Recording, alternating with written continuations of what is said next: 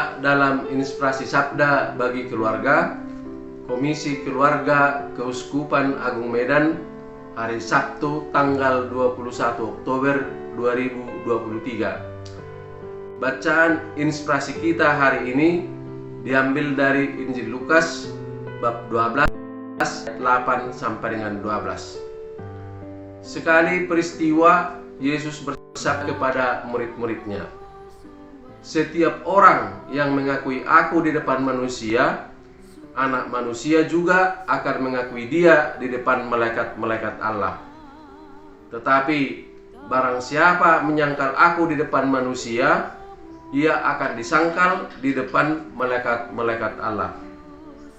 Setiap orang yang mengatakan sesuatu melawan Anak Manusia, ia akan diampuni. Tetapi barang siapa menghujat Roh Kudus, ia tidak akan diampuni. Apabila orang menghadapkan kamu kepada majelis-majelis atau kepada pemerintah-pemerintah dan penguasa-penguasa, janganlah kamu khawatir bagaimana dan apa yang harus kamu katakan untuk membela dirimu. Sebab pada saat itu juga Roh Kudus akan mengajar kamu apa yang harus kamu katakan." Demikianlah sabda Tuhan. Terpujilah Kristus. Dulu Yesus mengajar dari desa ke desa, dari kota ke kota, kepada banyak orang. Tetapi firman Tuhan yang kita renungkan hari ini adalah pengajaran Yesus khusus kepada murid-muridnya. Melalui pengajaran ini, Yesus mau menegaskan kepada para muridnya yang pertama, bahwa Yesus menjamin keselamatan setiap orang yang percaya kepadanya, yang beriman kepadanya.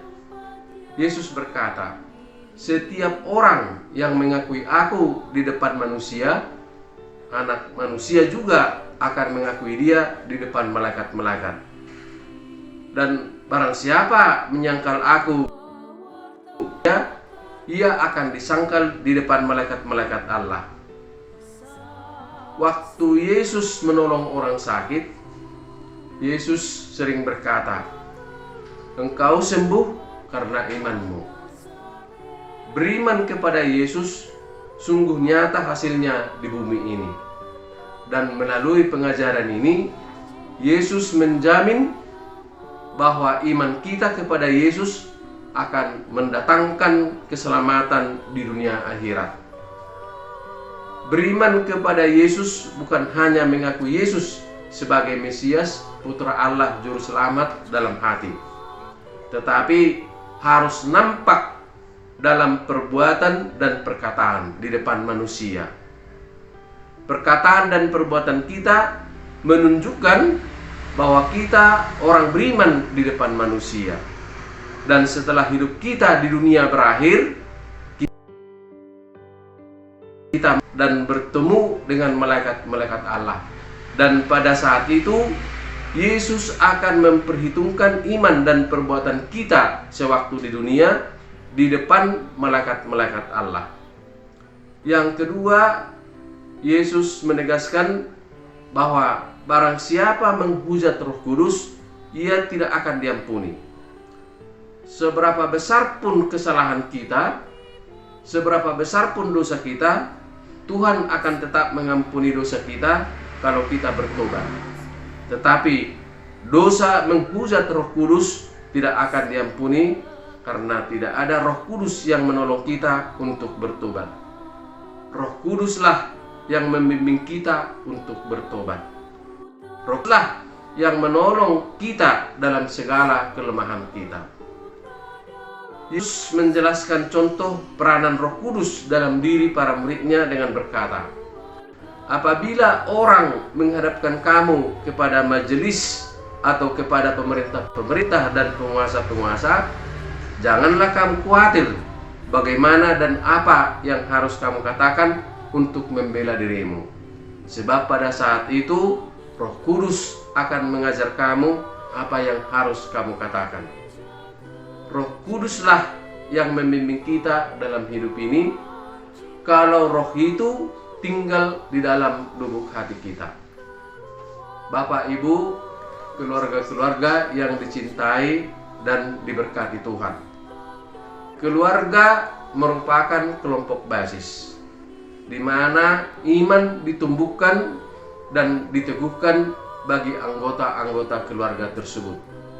Keluarga adalah gereja kecil. Bapak dan Ibu harus bekerja sama dan bertanggung jawab atas tugas ini. Melalui doa bersama dan membaca kitab suci dalam keluarga, iman kepada Yesus dipelihara. Dalam segala perjuangan keluarga, kehendak dan belas kasihan Tuhan menjadi andalan. Melalui saling menolong, saling memaafkan, saling peduli satu sama lain, berarti kasih Allah diwujudkan dalam keluarga. Melalui ikut peduli dan aktif dalam pelayanan gereja dan masyarakat di sekitar kita, keluarga kita menunjukkan keteladanan Yesus di depan manusia. Tantangan iman kita sangat banyak dalam ini. Kelemahan-kelemahan kita juga sangat banyak. Dan kita jatuh bangun dalam perjuangan tersebut. Oleh karena itu, Roh Kudus harus tetap menyertai kita dalam hidup ini. Tanpa kuasa Tuhan dan bimbingan Roh Kudus, kita tidak sanggup menghadapi tantangan dunia ini.